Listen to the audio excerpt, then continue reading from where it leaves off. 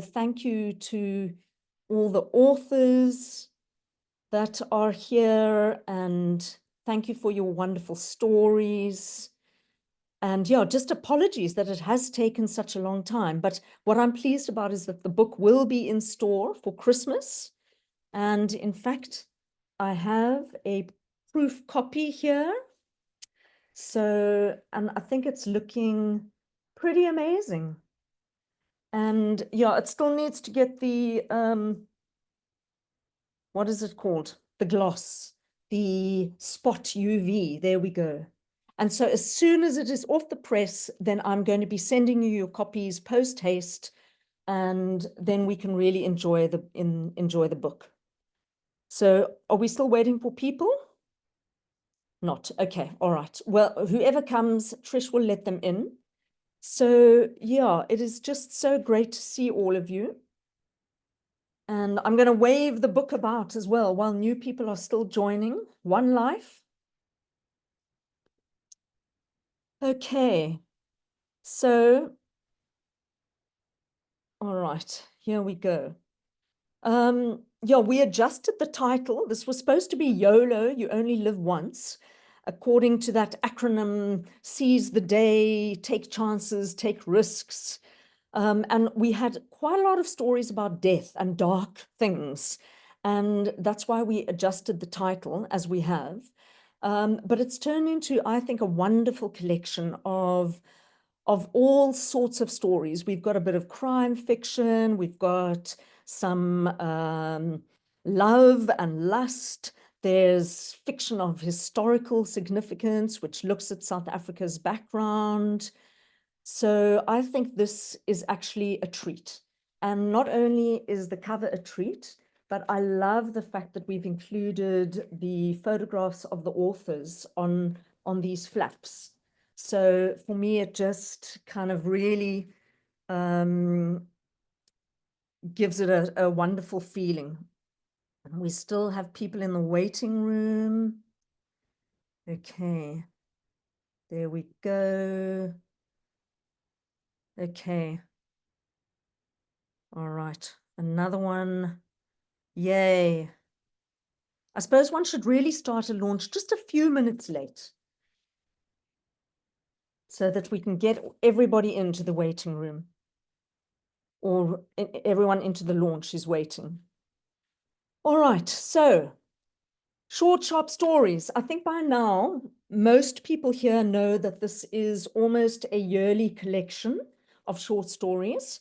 We skipped a couple of years, and that was due to various factors, which I won't go into, but it's been back now for a couple of years. It was back last year with the volume Fluid, which I'm also going to go hold up to the screen, which was a fabulous volume. Crossing borders, crossing genders, just the fluid nature of the human spirit. So that was a great volume, and I think this is an equally wonderful volume. I've really enjoyed working on this, and I just want to say thank you to all the writers who have written stories, who've sent stories, because of course we couldn't do it with the writers who aren't included. But just to say as well, some writers write 2, 3, 4 times, and then they break into the collection. So I think it's also just a matter of practice and honing one's skill and honing one's craft. So what I'm going to do is just introduce you to our writers that we have with us this evening. I think there are 9 writers this evening, and the rest will be with us next Thursday. So please make a note of coming back next Thursday to meet the other writers. And we're going to start with you, Joel. You arrived in South Africa from Australia around 17 years ago, and you've never left. You came as a freelance consultant, and now you live in the southern peninsula of Cape Town with your wife, Kathy Park Kelly, who is also a short story writer and a writer of note, and your soccer mad son, Jack, your mother-in-law, Betty, your crazy rescue dog, Charlie. So it sounds like a whole menagerie. And you dabble in the short story format, and this is your first published short story. And that's what we try and do at short, sharp stories as well. We're looking for our emerging writers as well as our established authors to give the volumes a really wonderful sense of the kind of talent that's out there. The writers who have spent their 10,000 hours on the craft, but also those writers, the newer writers, who have wonderful voices. And by that, I mean, they are able to tell a story on the page and they tell it with a certain flow. And clearly there is a need for a honing of the craft, but we're looking for that voice. And what I love about this project is that we try and be as diverse as possible so that we can include so many different voices of our South African culture and heritage. So let's go back to you, Joel, because I think I went on a little bit of a tangent there. Your story, I liked it a lot. I think it was your wife, actually. I saw it at a launch the other night. She described it as sordid. It has cricket at its core and men behaving badly. It's a real romp that follows on from a bachelor's jawl, let's say, because that's a very South African word. And I wanted to ask, I'm sure at some stage in one of our emails, you said that Chandler had been an inspiration. A man, dare say, of our generation. But could you maybe just speak to that? Did he, was he indeed an inspiration? Yeah, to a degree, Joanne. I suppose I'm probably not the typical writer in that I'm obviously very new to it, but also probably write in a very old-fashioned way, I guess. And it's you're right, it's a bit of a romp, a scandalous romp, and it has a bit of Chandler about it in that it might not be terribly PC at times, but I'm not going to apologise for that. There's probably too much of that going on as it is. So anyhow, it's meant to be fun. It's not meant to be taken too seriously. And yeah, there'll be other stories, I'm sure, in the mix that are far more deep and meaningful than mine. But it was a bit of a, a yol, as you say over here. And yeah, I'm one of those guys that's swimming the wrong way. I've come a long way from Australia to be here, but I haven't gone back yet. I think the tide might be a bit too strong for me to get there. But yeah, no, look, it's been fun, and I've learned a lot in a very short space of time. And yeah, that my story won't be for everyone, that's for sure. But it does have a bit of Chandler about it, I think. Yeah. Okay, and I think something that we are very aware of is that not all these stories are for everybody. And I always say, when we do these collections, is that if a reader can find 8 to 10 stories that they enjoy, that's actually a win. And I'm hoping that readers will find many, many more stories to enjoy, because for me, they all have depth to them. And yes, yours is a romp, but that's also what we want to try and do, is include the popular tales in the collection as well, the kind of more commercial storytelling. So you've also done something quite interesting in your story, Joel. You've written from various perspectives. You've written from the perspectives of Francois, Niels, Jacques, who all begin the story in a bachelor's party. And then you've gone on to write it from Niels's fiancée on her wedding day. So I just want to ask you, what was it like to move from head to head, to switch characters like that? Because we say for a short story, stick to one perspective, but it's not what you did, and it's been very successful. Yeah, well, that wasn't all me. I don't think I had definitely some editorial help with that, Joanne. But it certainly taught me a lot in a very short space of time in terms of changing point of view and getting into the character's head, which I may not have been particularly good at. But hopefully it's a little bit better now, and hopefully reads better. Certainly being more of an avid reader than an avid writer, you sort of know what sounds okay, and hopefully my story doesn't sound too bad. And I think it's probably improved a bit being from different points of view rather than just from a high-level view, I suppose. And I'm sure there's a better word for it than I can come up with right now. Yeah, I mean, we did find this in the editing of your story, that these different voices were creeping through. So what we did was we made the most of that. And I think it's turned out really successful. Successfully, to speak proper English. But I also think you're doing what typically writers do. Oh, my story's, it's kind of not that great, hasn't got much depth to it. It's a lot of fun to read. and it really is a page turner. So congratulations, Joel, on your story. Thanks, Joan. And I'm hoping that you can now just read a couple of paragraphs, because what I'm hoping is that for those who are listening in, that you just get a sense of the different styles and the different voices that we've included. Because we also don't want to be printing stories that are all exactly the same. We really want to have variation so that it's fun, so that it reflects South Africa, because that's what we've got. If nothing else, we've got diversity. Okay, Joel, please go ahead and read. Yeah. Okay. Mine's called The Wedding Gift. Here we go. And then I've taken mine from the top, as in the opening. Jacques grabbed the bentwood chair, raised his foot, and put one of his size 13 Doc Martens through the well-worn rattan seat, leaving a gaping hole inside the rim. He then put a plastic bowl of marbles under the chair and signalled to his accomplices to bring the semi-naked groom forward. A pair of Calvin Klein boxers, the only thing saving the poor bastard.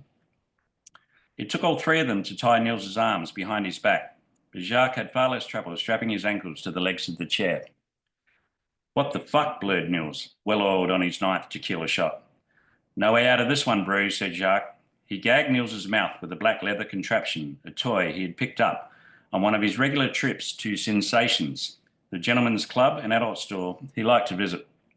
What the wife didn't know wouldn't hurt her. Jacques returned to the business at hand as he pulled a pocket knife from his jeans, eased out the blade, and slowly slid the tip beneath the elastic on Nils's boxers. He watched his best mate's eyes widen as he cut through the nylon. Then, like an amateur magician enjoying the theatre, Jacques ripped his jocks out from under him. Voila, said Jacques, as he grabbed the bowl from underneath the chair and perched it on Nils's lap, covering his limp manhood, but leaving his balls hanging spare through the splendid rattan. Like baubles on a Christmas tree, a week after Santa's big day. Thank you so much. I think that's a perfect place to end it. And I could actually just imagine a bachelor's party going that way. So thank you.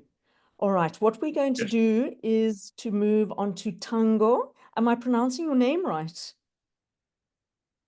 Yes, you are. That's correct. Thango Ntwasa. Great. Okay. Lovely to have you here with us. Thango is a digital editor for the lifestyle section of the Sunday Times. His articles face mainly on fashion, art, and entertainment. His previous weekly columns for the Sowetan newspaper have analyzed society through the lens of pop culture, awarding him acclaim at the 2019 Regional Vodacom Journalist of the Year Awards. So, Thango, and you've also written about contemporary gender roles and identity. What I loved about your story was that the voice was just so immediate. It's from an I point of view. It's a young woman's perspective. She's thrown off a cliff. I'm not giving anything away. And she claws herself, or attempts to claw herself out. And it literally, just takes place right there and then. And just for me, what was interesting about it was the absolute immediacy of the story, the immediacy of the voice. I'm always saying to the writers, put yourself there, put yourself in the shoes of the character. So first of all, what was it like for you writing from a female point of view? Wow. Thank you. I mean, it was really difficult. I think I had to think about what it was I was trying to say. The hardest part was trying to portray just the feelings of what she was experiencing, and hoping that came through. Sorry, just dropped my phone there. Yeah, I think that was the hardest part for me, just kind of really trying to capture the emotional experiences of the character. Okay, can you maybe just let us know a little bit more about the story, why she is in that terrible position she is? Yeah, I was interested in, like, YOLO for me is very, contemporary in its origins, and that it reminds you of like the 2010s and the trend of like you only live once and the hip hop and of it all. And I was just wondering, like, what is it actually like when you do something so brash or brave? And I think I wanted to come from that perspective of just really zoning into that moment when you've done it, and now you kind of have to deal with the repercussions of bravery. And so what she's done is stand up against, I was looking at a lot of what's happening today where young women take to social media to speak out against a lot of abusers or those in society taking advantage of others. And I wanted to capture the sort of repercussion that they experience and what happens after that. And that's basically what's happened to this character, her kind of regretting it, but also being so proud of what she's done and really fighting to stand for what it was. Yeah. And I mean, just that whole idea of the fact that she's not completely innocent herself. I mean, she is complicit in what happens to her. For me, that gave your story a real depth and authenticity. So I'm just wondering how you feel about that. I mean, did you kind of do that purposefully? Did you build that into her character, that she also plays a role in what has happened to her? I mean, for me, I think what fascinates me about the character is what the decisions we make are so, I think we often forget the repercussions they have around the people that we are going to affect with the decisions we make. So I think that's probably why it comes off like that, in that I was just more fascinated with that sort of domino effect of choices that we make and what they do to others around us. And I think that's why the character kind of comes off in that manner, because she is a fascinating one in her ambiguity. Great, thank you so much. And I think now we're going to ask you to just read a couple of paragraphs just to give us a sense of her absolute immediacy and the stress that she is under. Sure thing. Great. I wanted to cry, but the tears never came, and neither did any monster smelling how meek I had become. I was worried that whatever would find me in the pitch black dark that was coming would take its time to enjoy my remains. My phone had stopped with its alarms. There were no birds here. Nothing lived here but the foul insects that bathed in death, a constant movement in and out of corpses. I remembered his words, "You are a cockroach," taking a good man down when he's making something of himself. I wanted to laugh at those words now. I felt now like a strange insect myself. Funny thing, words. They stick when you don't know what else to believe. So I did what all witches and cockroaches do. I didn't give up. First things first, by the little light the moon could give, I had to find my phone. I moved carefully, trying hard not to disturb any of the bodies, avoiding staring at what was left of faces and never looking when something squished under my sneakers. A favorite pair that I kept pristine, now covered in dust and gore. And there it was, cracked but still willing, like its owner. Thank you so much. So we get a sense of something completely different. Okay, we're going to move on to Lerato Mahlangu. Are you here, Lerato? I hope I've got Lerato. Are you in the room? I might well have got the writers kind of mixed up. Okay, so if Lerato's not here, we'll just go on to Juliette. Juliette, are you with us? We've got a lot of our darker stories this evening. Juliette, you are there. Oh, good. Hi, Juliette. Yeah. Hi. So, Juliette, you are an over 30, under 40-year-old who lives with her very patient husband in Knysna.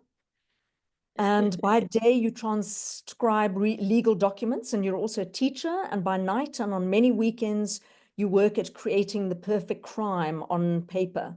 And you hope that one day thriller-loving South Africans will huddle around their dinner tables, letting their boerewors and pap grow cold as they discuss your work, debating which of your nefarious characters really did it or done it. So, and you were also a Jake Scherwel Foundation fellow, and I think that's where you worked with my colleague Angela Briggs. Is that right? Yes, yeah. Great. Okay, fantastic. Yeah. So your story is called Superhero, and it has a fabulous narrator. His name is Sia. He is Q-Man's younger brother. And Sia watches his brother. He watches his behavior. He absolutely adores him. And Sia begins to see that things aren't quite what they seem with his older brother. So Sia almost eulogizes his older brother. And the story becomes more complex and dark as we go along, yet there is so much humor in it. And I know that's something that you've often struggled with, because you're trying to write something more serious, yet that humor always pops in. So I thought you could just tell us a little bit more about Sia and how you've used humor and the voice of your character. Well, I think the most difficult part, first of all, was forgetting that he wasn't a girl. Because I am writing from a young teenager, teenage boy, but then I've never been a teenage boy. So I don't know. So sometimes the gender kind of, sounded a bit off, but you helped me quite a bit with that. But from Sia's point, what I could relate, and a lot of it, I took it from my husband, how he grew up, because we grew up quite differently. I grew up with a mom and dad. It was just us and siblings, but he grew up in a family where he didn't have a dad, so he was really raised by his gran, his mom, his aunt, his uncle, quite a lot of extended family, which is what a lot of closer families go through. So having Sia now not having a father made him look for another role model, and he found it in his brother. And also being from a closer family, we look up to our older siblings quite a lot. In fact, sometimes they take over the role of our parents, that, we hide their mistakes. We don't want their mistakes to show. So that's what I wanted to bring out with Sia. And of course, there were parts I wasn't intending to be funny, but they just they just happened, because I suppose I do speak like that. So that's Sia for me. Yeah. Okay, yeah, your banter is just so spot on. And Sia is kind of a nerdy teenager. So I think Yeah. sometimes that crossover into a little bit of feminine speak is absolutely Yes. fine. And he's just so Yeah. wonderful.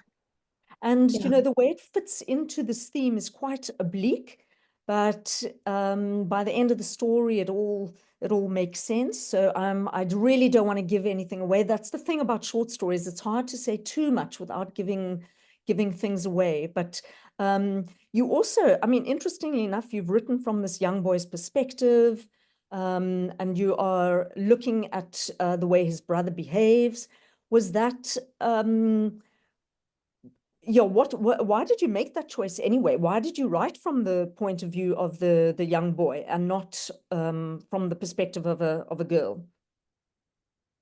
Yeah, because I guess, just somebody who's idolizing his brother as if his brother could do everything. So I thought a young boy would fit that better.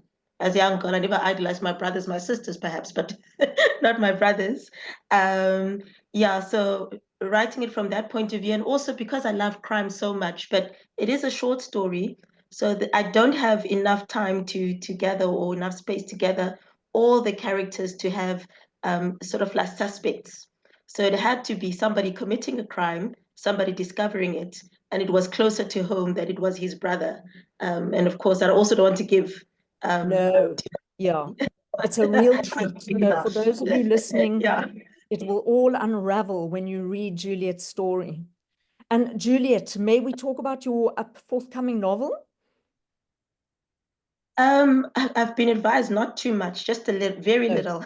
No, but can we say there's a novel in the offing? Yes, Well, there put it this is. way, I'm saying it now. I can't take it back. Yeah. Can't No, rewind. that's true. All right, That's so true. so there's a novel in the offing, and we can't wait for that. We're really looking forward to that. So remember as well, this is all kind of publicity for your novel too.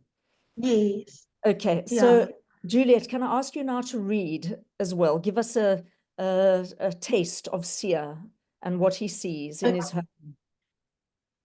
Okay, so I'm taking it now from the second part. I've skipped to the very first, the intro. So this is, of course, from Sia's point of view when he's talking about Kaya, his brother, but everybody calls him Q-Man. So without question, Q-Man was the man of the house. I, Siabulela, was Mama's little miracle. I didn't need a dad. Apparently, the sperm donor had gone to the spaza shop to buy sugar and conveniently forgot to come back. He did occasionally pitch up at church, though, carrying a thick, heavy-looking Bible in the crook of his arm, but he still didn't know me from Adam. As for Q-Man's dad, he was doing time when I was born. So, needless to say, we didn't mind that he never returned.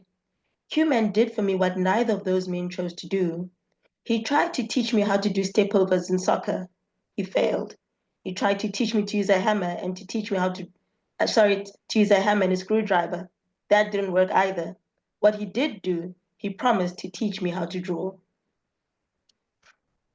Thank you so much.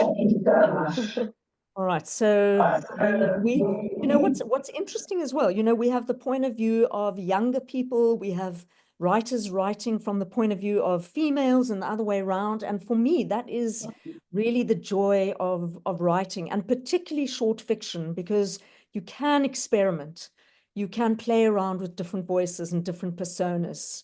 So thanks, Juliette. Can't wait for your book. Thank you. Okay. Thank you. Srila Roy is a professor of sociology at the University of the Witwatersrand in Johannesburg. Her latest books are Changing the Subject, Feminist and Queer Politics in Neoliberal India, and the co-edited Intimacy and Injury in the Wake of Me Too in India and South Africa.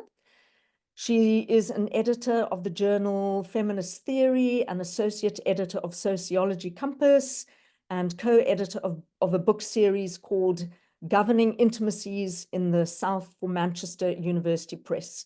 And her work has appeared in other places as well. So, Srila, you now have tried your hand at something different, I take it, because am I right in saying this is also your first published fiction short story? Second. Your second. Okay, all right. That's probably there as well. The second story I've ever written as well. The second story you've ever written. Okay, all right. Yeah.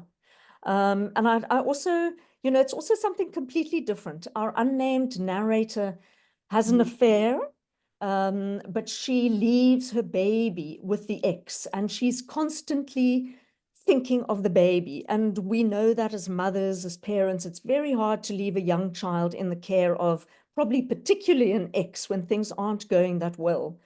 And what I loved about your story is one feels almost lulled or stroked reading the prose, yet there is so much that's bubbling underneath. So I'd like you just to, and your story is called 6 Nights and 7 Days. So if you could just tell us a little bit about the origins of that story and your character. Sure, thanks, Joanna, and Karen, actually, Jennings, who in fact is the South African publisher for Intimacy and Injury. So yeah, I think it's gosh, I'm actually so nervous. I mean, I do so many academic gigs, but this is so different. Well, just take a breath. Yeah, cheers to everybody. I loved what, I think I saw something that Jared put on Facebook. He said, yeah, bring a glass of wine. It's lovely that so many colleagues are going to be there and so many people he knows, other authors. And I thought, yeah, it doesn't have to be so serious. We are celebrating with each other. So, yeah. Very much. Yes, okay. Cheers to that. We'll definitely get some wine for the next one. Yes, for the next one, definitely. Yeah. So I think it's, I think it's a well-known fact that we think of, the role of motherhood, even though it's expanded a lot, is still quite narrow and feels quite incommensurate with other sort of roles which are meant to just disappear from a woman's life when she becomes a mother, particularly a mother of a young child or young children, such as being a sexual person. So I think that was one of the things I wanted to explore. I mean, not just having a sexual relationship, but also just the idea of having fun, right? Like prioritizing oneself in ways that again feel that young mothers can't or shouldn't, and I think we're quite used to still seeing fathers being able to do that, or even using expressions like dad is babysitting, but for a young mother to do that is still feels quite shocking. But but I didn't want to just explore that guilt, which I think is sort of well known and well rehearsed in literature and otherwise. But also I mean, the context is a lot more messy because they're going through a divorce. She has a new lover. They're in the midst of a potential custody battle. So in leaving and going off on a short break, there are a lot of like torn and divided feelings, right? And I won't reveal too much, but I was also quite interested in writing about sex, right? Which I think is quite tricky to get it right in a way of getting some kind of some of the power dynamics, complexities of feelings, and so on and so forth. So I mean, I don't know if all of that sort of comes across, but it was. Yeah, no, that is so interesting. Yeah. Yes, and just we did have some quite interesting, just kind of online discussions. Would that happen during sex? And then you said yes, it would. So I thought, okay, this is your story, so let's just go with that. So if you ever have any questions about it, you can direct them to Srila. I hope I'm pronouncing your name correctly. Yeah. There is also in your story a reference to a baby dying. And this was quite a poignant moment in the story. And I was just curious to know the reason for including this aspect, because you didn't actually need to. There was so much other just anxiety, in a sense, bubbling underneath the surface for the mum. So I'm just curious myself as to why you did that. I don't know. I suppose in a kind of very conventional sense, I thought a story should have a kind of cathartic, peak moment, and that's kind of the moment. And I also thought that bit allowed me to write about sex in a different way, because it's almost like a bit of grief sex. So I just thought the inclusion maybe escalates some of what's already happening, kind of reaches a crescendo, but also just as a writer, it allowed me to do something which I thought was interesting. Okay, great, thank you. And that doesn't give anything away. I actually thought your story was about motherhood, but I'm going to change my tune. It seems to be about sex, definitely. So, Srila, will you please read? My aspirations at this moment are to write sad sex stories. Okay, great. Oh, that's we look forward to. Please go ahead and read for us. Sure. It had not been an easy decision to leave her near 2-year-old behind. The timing could not have been worse. She and Tariq were separated but not yet divorced. There was much to suggest that the divorce would not be amicable. He had left her just after Harun was born, with no regrets but many demands and an inflated sense of entitlement. He wanted to share Harun almost immediately, even as the child was only a year old. He will stay half his time with me and half with you, he insisted. 50-50 became his irate and irrational refrain. When they raged against each other, she wondered if he had forgotten that a human being could not be split in half. You don't want to share your son with his father, but you're happy to leave him there when you travel, a lawyer she had hired had said. If I don't leave him with his father, then who will I leave him with? She sounded almost as bewildered as he, the lawyer, did. Besides, she continued, reining in her frustration, I've not said that I will not share him with his father. I just won't agree to a 50-50 sharing agreement now, when my son is so little. Most fathers get to visit at this stage while the children live with their mother, right? Who gets 50-50? I mean, that's bizarre, right? Was it bizarre? As bizarre as leaving a small child behind to be intimate with a man in another country on the other side of the planet? Or perhaps as bizarre as a husband leaving her after 10 years for someone else? A student, of course. He was a professor at the same university, not her professor. Still, how cliched. She made a mental note to scan his home for signs of her presence when she called next. Thank you so much. That was beautiful. Jared, you're here. I did see you earlier. Jared Thompson. Yes, is a So there you are. Great. Okay, welcome, Jared. So Jared is a literary and cultural studies lecturer and researcher at the University of Pretoria. He's published poetry, fiction, and essays in various journals. His debut novel, The Institute for Creative Dying, was published in 2023. And that was shortlisted for the Sunday Times Award, wasn't it, Jared? Yes, Yes. so congratulations on that. And then you also have won the Afritondo UK Short Story Award. So yeah, and it seems as if your star is ascending. So welcome and thank you for being here. And also I like this line in your bio, when you're not writing, you're typically reveling in some form of exercise or binge watching TV. I can relate to the binge watching TV bit. So your story, The Apophatic Mountain, is a complex story of a village really that doesn't align itself with either the northern or southern nation.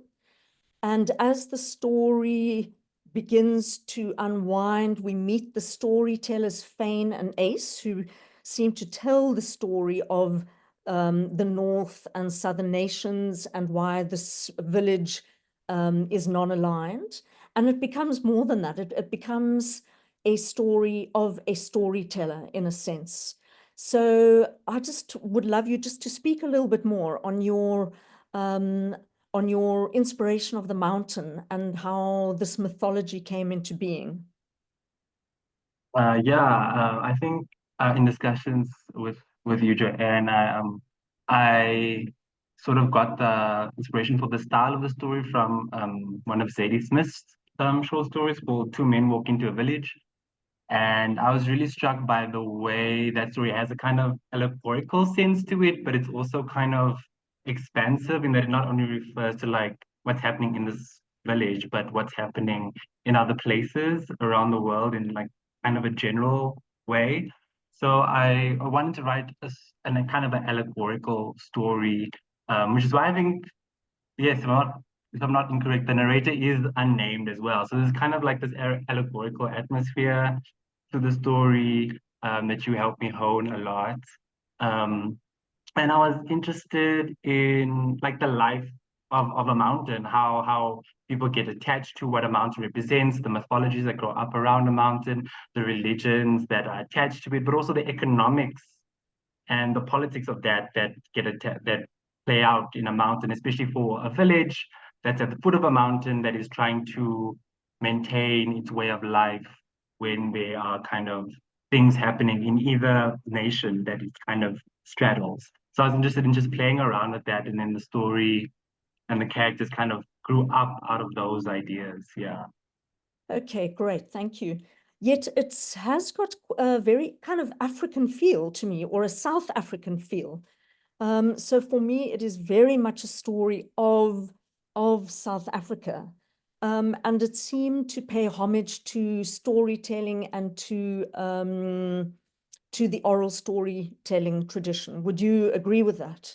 And if you could just say a few words about that. Yeah, I definitely agree with that. I think in the way the characters speak, but also in the way, because there's a sense of like hybridity in the village. They're kind of in between. And I feel like, especially like reflecting on the story, I think growing up, as a colored person, there's always that in-betweenness that we're trying to navigate. And I reflect on the story, I realized, oh, maybe this is why I'm so connected to the story, why it resonates with me, because the village doesn't want to belong to either side of these nations, and the people tell stories that don't kind of root them, but that still make them connected to each other. So there's a kind of nomadic way of life, but that is they're connected to each other through the stories that they tell. And it's the fact that they're not rooted and they're not like too guarded of history and like the origins of things, that they actually allow people to come in and be part of them as well. So in a sense, it's kind of a utopian story, but there's also these other elements of dystopia that encroach upon it. Yeah. Okay, great. Thank you so much. And just a reminder to all of you, I mean, thank you for the acknowledgement, Jared, and others have also mentioned that I've been of help, and I'm very pleased about that. But ultimately, it's your stories. So I'm completely a background person here, and I'm just amazed at the talent that you have all brought to the table and the fantastic stories. And that is what amazes me, and I think keeps me going with this project, is that it's exciting to read this absolute array of different stories. Jared, could you read a couple of paragraphs for us? Great, thank you.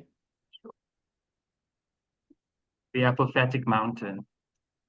The mountain straddles our two nations, nations whose hatred for the other is as sedimented as the mountain. I say our because no one can agree where the borders between the territories should be. Both nations reside on what were once wide, unbroken plains of savanna, now turned to cities and arterial roadways. Despite such advancement, the mountain still confuses things. This is because, depending on who's consulted, our village could belong to either side of the divide, situated as it is between the nations at the mountain's foot. Those in the north want to draw a line down the middle of the mountain and declare half of it belongs to them. Those in the south want to draw around the mountain and take it all. Perhaps what one wants to do with the mountain depends on which two people slipped over and under each other in a frenzy, multiplying exponentially into a nation or two. Either way, the land disagrees. It is the mountain's shiftiness that has us weary of the border debates which fall over out of homes, onto streets, into bars, and ending up as fists of mud slung from benches to walls in parliament halls. In our village, we know borders are as whimsical as the mountain, though we understand the impulse to draw them is as rooted as its wild almonds. Over centuries, our village has watched its peaks become plateaus and new summits emerge. Even that circle of wild almonds, once used by the North to hoard land, has been broken by this restlessness. The terrain makes it hard for either nation to lay claim to it. You can observe this in the red, blue, and yellow murals on our houses, down by the market, and at the recreation center too. Look closely, you'll see portraits of famous northerners and southerners alongside sketches of cattle grazing beside signs for the public Wi-Fi, and tales of us hoisting friends in jubilation while other comrades toss each other off cliffs.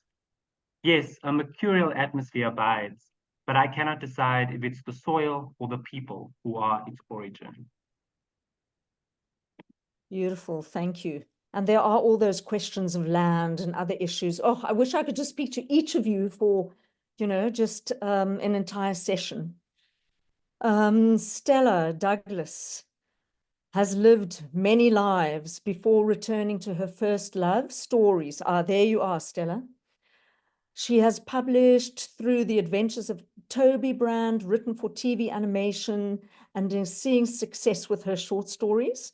Stella's working on her first novel while living on the rural wild coast of South Africa with her husband and their kitties and a hound. So yeah, we're just all normal people, right? We're getting on with our lives as well and writing madly while we're doing so. So Stella, your story is called Until Death. And this is, in fact, one of the probably most violent stories, yet the most hopeful stories. And it really appealed to me because of that combination. It's a kind of violent dance between a couple who, after they've gone fishing, draw up a very strange mermaid type of creature who comes into their lives. So I just wanted to know, how did that story come to you? How did those voices come to you? Firstly, there are always many voices in my head on any given day. But these particular voices, I was struggling in my marriage. I'm a real person. And I happened to be rereading Clarissa Pinkola Estes' Women Who Run with the Wolves. And on this morning, after having felt that I was struggling to understand my partner, I happened to read one of Clarissa's stories about this skeleton woman, a fisherman, and he pulls up this body from the ocean. And essentially, she then spends the rest of the chapter unpacking what a wild woman, a wildish woman, is seeking in a wildish partner, and how we need to be able to understand that each of us, and I truly think this transcends gender, each of us needs to be able to learn to walk the dance between life and death on a daily basis, and make room in our lives on a daily basis for what needs to die so that something else can live. And I think that I got to explore that very, and this is the joy and wonder of story, is that we can take something that is, that we can push to a level of literal interpretation. And I love that you loved the violence juxtaposed with the hope, because that's exactly it, is that that's part of the thing, is that I don't know that we do know how to fully appreciate what we have until we lose it. Sure. And I think, it speaks to the duality of being, the life, death, the rage, the hope. And I do hope that your husband is still alive. You're not living a single woman case of motel somewhere. Yeah. He is. Yeah. Yeah. And I mean, I also, our stories do come from somewhere within. They come from real life. Often my writers say, yes, but where do the ideas come from? And they come from the lives that we live and the experiences we have. And that is translated as authenticity in the stories then that we write. Yeah. So your story is intense with some great lines, but even as your characters are killing each other with axes and all sorts of other implements, it's also pretty funny. So how did you manage to build in the humor? I think that if I don't laugh, I will murder someone. And I think it's a built-in trait that I've always had. I'm the comic relief in any environment, and sometimes one of the hardest lessons I've had to learn is it too soon? So for me, I actually don't know how to answer that question, because for me, it's almost comes more naturally to see the humor in the darkest situations. I don't know if it's a gift that's been given to me as a coping mechanism. I don't know how I find it. I just do. I just seem to be able to find the funny in the darkest times. Okay. In the same way that, you have that wonderful laugh that just rings out. So Stella, please, would you read a section so that we can get a sense of your story? Certainly. I hope if I go on, and I'm reading from a computer, so if I go on too long, then please just say hello. Until death. Okay. Ella shakes her head at the irony as a grin bleeds onto her mangled face. It is not the first time in their 11 years of marriage that Ella has questioned the exchange of vows. She relaxes her fingers on the broken wine bottle in her right hand and rotates her wrist, limbering up. Finger by finger, she tightens her grip and then her resolve as she hears him coming for her. She peeks through the lattice from her hiding place. Ella, he calls. Ella, he demands. They have until dawn. 9 hours ago. Ella seethes over her gin and tonic. Yes, the sun setting over the river is beautiful. Yes, the boat arranged by his work friend is fantastic. But this weekend is supposed to be about quality time and talking, not fucking fishing. She smashes ice into her glass for a stiff refill. Ella wants more from her life, more from her marriage. She thought she was clear the last time their talk turned into a tournament to see who could make the loudest point. It was Ella. Fish on! Paul calls from the back of the boat. Oh, it's a big one! He does not realize he is bringing up not a fish, but the scariest treasure he will ever know. Oh, lovely. And that treasure changes things. Thank you so much. So Joel, you might have some competition there with your story. Okay, Sihle, we're going to Sihle Qwabe now. Sihle was born in a small village in KwaZulu-Natal and now lives in Johannesburg, where he works in retail. He holds a diploma in public relations. In 2021, he was also participated in the Jake Scherwel Foundation's writing mentorship program. In 2023, he published his first novel, The Resurrection, with Kwela Publishers, which was also longlisted for the Sunday Times Fiction, but recently won the K. Selodeka Memorial Literary Award. So hearty congratulations, Sihle. That is really fantastic, and we're so pleased for you. And you've written a fabulous story for this collection. Your cool as a block of ice lady fraudster comes up with an intricate plan to reinvent her life. So it's a crime caper, but a caper with a motive of getting out of crime, one could say. So I just wanted to ask you, just in general terms, do you see yourself very much as a crime writer now? Has this been cemented for you? And you also, I think you have fun with your story as well. So that comes through too. Okay. Thank you, Joan. Thank you. Okay, I would say hopefully I am not hopefully I am not cemented as a crime writer at the moment, because I really love writing crime. I enjoy it a lot, but I feel like there's so much more I can offer, and hopefully soon enough I will be given room to explore some of the other things I can do, because I really love crime, but I want to do more. Okay, yeah, I'm just thinking of something Juliette said as well, that crime serves a purpose, but one often does want to just explore other areas as well, unless one's offered deals of hefty sums of money from publishers, which sadly doesn't seem to happen that much in South Africa. Yeah, so I mean, your story is also quite a rollicking, forward-moving story. Also written from the point of view of a woman. Yeah, we tried to get her to be a little bit more feminine as we went along, but she's an absolute go-getter. Did you enjoy writing her? Tuli was really a favorite. I really loved it. Everything we achieved together with her. I think what was most important for me, I just wanted to create a survivor, like somebody who can really survive no matter what she's going through. So it was such a lovely just a lovely transition from what she has been all of her life, and then at this pivotal moment where she feels like the current rut will not cut it, and then she just had to flip the entire script around. I really loved working with this lady.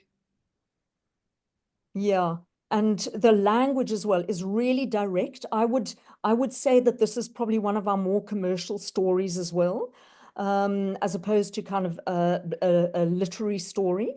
Would you agree with that? I mean, was that your intention? You are, it's so entertaining and it's an absolute page turner. Thank you. No, I think when I wrote the story, I just knew what I wanted to say, and I just chose to say it exactly as it was in my head. So I didn't think about it being a page turner, being a commercial story. I didn't get that far. The only thing I just had this idea in my head. I have these voices, they telling me take this direction, and I was like, boom, let me just go there, give it all I have, and then this is what came out. I was very happy with the final product in the end. Yeah, it's a wonderful story. It's a great read. So will you give us a taste of Thuli and Juju, right? Yes, it is Thuli and Yes. Juju. Okay. Yeah. And Okay. I think also the joy of your story is that this is a very strong woman who is also making her own mark. And we're quite sympathetic to her, even though she's a criminal, let's face it. But she's very likable, and we are rooting for her throughout all these, pretty dreadful things that she actually does. Thank So you. please do go ahead and read an extract for us. Okay, not a problem. Gangsters do retire. So I will just read from the first page of the story. And it goes, it was not a crime. It was poetry, a haiku, concise, precise. Chuchu left in his raspy voice. You should have seen the look on their faces. His upper body was bent into the car. He was stashing bags underneath the seats. Thuli stood behind him. She looked at her watch. It was almost 10 p.m. Their blue Picanto was the only car in the ground floor parking lot. The most stores had closed at 8, but it was Black Friday. Confusion had reigned as people had trampled each other over what they thought were real bargains. And now late shoppers were still wandering around the top floors with their loot, resting, and at restaurants, probably still wanting more. The Black Friday promos had a way of bringing out the greedy devil in everybody. And you used the back exit and took the staff elevator down here, right? She asked them, as she had the 3 guys before him. Of course I did. Ungithatha kanjani? Would you fucking relax for once? He poked his head out of the car. Tuli took a deep breath. Okay, I will. She lied. Her hands were clammy. Her underarms were starting to perspire. She wanted to get the hell out of here. All done, Juju said, then pulled away from the car. You really should have seen it. Tuli knew what was next, a detailed commentary on a job she had orchestrated herself. Yeah, she's a strong woman. Great. Thank you so much, Sihle. A pleasure. Great. That's wonderful. All right, David, we're going to go on to you.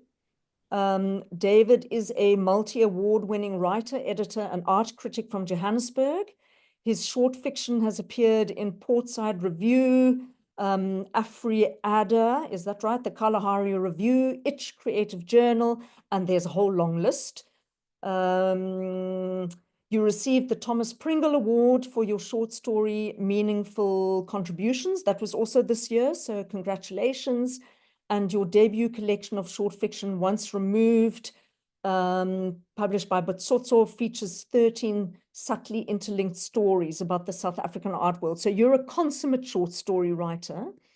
And in this instance, in your story, This is Graffiti, you have set out to write a story of graffiti. These 2 dudes go into the town to do some tagging, and your character learns a thing or 2 along the way. You also say that you tried graffiti yourself. So that's my first question. Have you tried graffiti yourself? Is that where your inspiration came from? Dark nights in the town? Yeah, absolutely. I did. Growing up in Cape Town, I would catch the train into school, and trains are full of good stories, but there are also great vantage points for graffiti. Those kind of vibrocrete walls along on, sort of trackside. It was filled with color and letters, and it was one of the first things I remember sort of seeing when I took a train for the first time. And I did practice when I was younger. I was terrible at it, but I kind of loved it. But I still appreciate it enormously as an art form. All the stories in my collection, Once Removed, are about art. And graffiti, for me, is an art form as well. It's an entirely valid art form, but it's also endlessly interesting to me because it's a subculture, and it comes with all of these. I mean, it has its own languages, it has its own sort of social hierarchies. And I think, one of the great challenges about writing a story about graffiti is that it's kind of got that. I mean, you said it yourself, that initial image is of some sort of hooded youth venturing into the night. In South Africa, that's often not the case. Here in Johannesburg, it's like it happens in broad daylight. But there are many complexities to the graffiti scene that I was trying to work out. It's a short story, though. I would need a whole novel. So I decided to zero in on one kind of aspect, which was that kind of social dynamic. 90% of the graffiti you see every day is done by like 14-year-old kids, pretty much. And that interested me. That interested me how 14-year-olds, mostly young boys, are kind of fashioning themselves and configuring their identity, fostering a kind of masculinity. And that's what I chose to sort of focus in on for this story. Great, thank you. And your characters, Ink is the mentor, and the younger character who goes along with him on the train is Risk. And I really got a sense of this whole idea of YOLO. The whole story is, in a sense, quite risky. There's a lot of movement on the train. The spray painting is moving. There's a lot of color. So is that how you set out to write about the theme? Yeah, was it the graffiti, or yeah, what were you trying to encapsulate with the whole idea of YOLO in your story? Definitely that idea of risk. Characters are only called their graffiti names, which is another kind of thing that happens in the graffiti scene. Everyone refers to themselves as the names that they write. But I guess for me, the other fascination is that graffiti is, you're not making money out of it. It's kind of, there's an element of it that is chasing fame, but really it's an art form that's born out of impulse. And that's what I kind of loved. So when I saw this call, the themed call, I thought graffiti, absolutely. It's full of risk. It's full of kind of YOLO-ness. And that is what I sought out to sort of try and capture. It's an experiment, which I think all short stories are. That's why I love the form so much. And I'm still figuring out if it's an experiment that succeeded. But you'll see. It's in this book, so in one sense, it did succeed. Yeah. Yeah, very sadly, I haven't asked you any questions about the short story and what you feel about the short form, and that goes for everybody, but we'll just have to do another evening at some point. So, yes, David, could you read a passage for us? Sure, I'm going to read a brief extract, short and sharp. In the heat of the day, everything was immediate and vivid. The color and form of the pieces, the smell of old paint and cigarette smoke, the buzz of the city, sweat and chemicals, and the thrill of writing my name in the world. Somewhere nearby, a rubbish fire smoldered. The acrid smell of burning plastic stung my nostrils. I dropped my backpack and took out a single piece of paper with a pencil sketch of my piece on it. My hands trembled. Ink was shaking up the cans, the metallic clink like an instruction. I picked up two and did the same. I watched as he took a few steps back, tilting his head as he stared at the wall. He fit a cap onto a can of red and pressed down on it once, twice. Dusty red paint on the wind. He shook the can again, stepped right up to the wall and began to paint the initial outlines. I looked down at my sketch and then up at the wall and started to spray. The paint staining my fingers as I made a few cautious lines and watched my piece taking shape. Thank you so much. What I liked about your story as well is there was no death in it at all. I think South Africans are often quite kind of not obsessed with death, but death and guilt quite often come up in our work.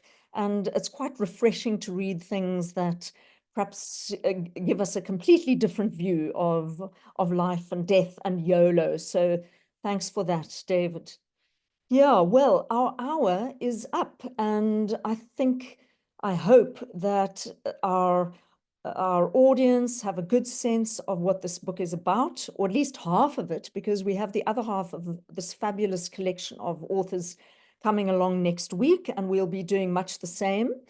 Karina is going to be with us next week, and she'll be asking her authors, quite a lot of her writers will be with us next week. She'll be asking them questions, and they'll be reading passages as well. And I just want to thank everybody again for taking the risk and writing your stories and sending them in and having them published. And it's a lovely collection. I'm really proud of the collection. I'm proud of everybody in it. I sound like a mama, but I think in a way I am a bit of a mama. You know, it's all these little story children. And I just feel very privileged to have worked with everybody, and thank you for entrusting me with your stories.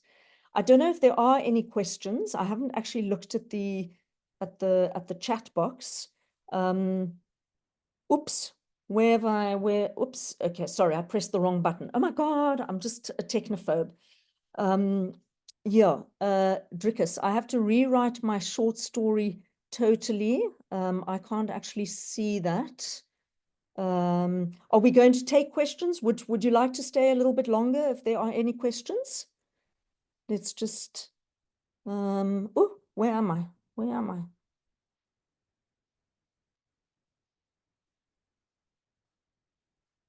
Trish, are you there? I'm here. Oh, great, great. Yeah, Trish, are there any questions that anyone would like Yes, to the perhaps? most important one. When will Yeah. the book be available? When will the book be available? Yes. You know, everyone, I am so sorry that the book is not available yet, because really you should all have a copy in your hands by now. But on the other hand, this is all marketing. So I'll hold it up again for those latecomers. It is being printed as we speak, and it's going to be delivered to pro-tier distributors who will then get it to the stores. So I'm hoping that within the next 5 or 6 days, it will be off the press and heading to the stores before Christmas. And then I am running a special on it for anyone that is here at the launch evening for $270, and then you'll get a free anthology, a mystery anthology with that as well. So please get in touch with me if you'd like your copy. And it's just to show people as well. It has portraits of all the writers, which we haven't done before. And I haven't said who is who, so you'll just have to guess, or if you've been at the launches, you will know. But I think it looks great. And I'm really excited about this. And yeah, thank you. Any questions of any note that anyone wants to ask? Another one about, is the distributor working with known stores, the bookstore, you know? With known stores, yes, absolutely. Exclusives, the independent stores, the distributor will be sending to all of these stores. Yeah, and also, you know, in the book business, I think most of us who've published before, we know as well that we try and promote the books, word of mouth, selling ourselves, selling out of hand. So for me as well, I mean, I really want to do an in-person launch at some stage, or you know, something where we can all get together and celebrate with a real glass of wine. And by the way, there's only water in here. But I still love to hold a book, you know, so for me, the ink on the page and holding a book and reading it, turning the pages is still so special. And actually a proper launch is also an amazing thing to do. So this is kind of a bit of marketing, these launches, but also a way for you all to get to know each other and see each other, because you all come from different places in South Africa. And I think there are a couple of writers who are working overseas. So it is just a great way to see the other writers and to get a sense of their stories and of their styles and of the kind of material that excites us, which is really, and I'm talking about the Short Shop Stories team, we are just looking for something that's original, something that's well crafted, something that is a page turner. It's something that we've always said, is that we are completely interested in literary stories, but we also want our stories to have that sense of what happens next. We want to turn the pages. And for me, that makes a successful short story in whatever genre one is writing in. So yeah, anything else, Trish? Anything that's come up? I think Another question, would yeah. would a poem work as a short story? Something like the Odyssey, just wondering. The Odyssey, okay. Would one of our other guests, one of our, yeah, I mean, I would say a poem can work, but what about you, Jared? Would you like to answer that? Because you actually lecture in English in those departments. So I'm putting you on the spot. Yes, you are. No, I'm sure a poem could, like a sort of long poem, as long as it has a story element in terms of characterization, plot, you know, character development, kind of takeaway, or for the reader at the end. I think a long form poem can work as a story if it has those narrative elements. Because sometimes poems are more like condensed, abstract sort of vignettes or kind of collages, whereas if a long poem has a kind of narrative drive and characterization, I think it could still fit into a kind of short story form. Yeah, that's off the top of my head. Yeah. And narrative drive is so important. That is really what keeps the story moving forward. What is the outcome of the story going to be? And I think that is something that is in every single one of these stories that we have talked about today. And just listening to you all read, I was really piqued to go back to your stories and to reread them again as well. Okay, I think that's probably it, Trish. Yes, I think so. Okay, And all maybe right. we can send a mail out to everyone who registered when the books are actually in the shops. Yes, So that is a very usually good idea. Yeah, yeah. I'll do that. So please, for a couple of you can't make it next week, and some of you couldn't make it this week, but it would be great to have you next week. And yeah, we're hoping to announce our winners as well, which might happen next week as well. So, but this process is all a little bit protracted, and in a sense, it's quite fun too, this way. And as far as I'm concerned, I've just enjoyed working with everybody, and I hope that you enjoy the book as much as I do, and that you enjoy seeing your stories in this wonderful collection. Cheers, everybody, and hope to see you next week. Thank you. Thanks, Joanne.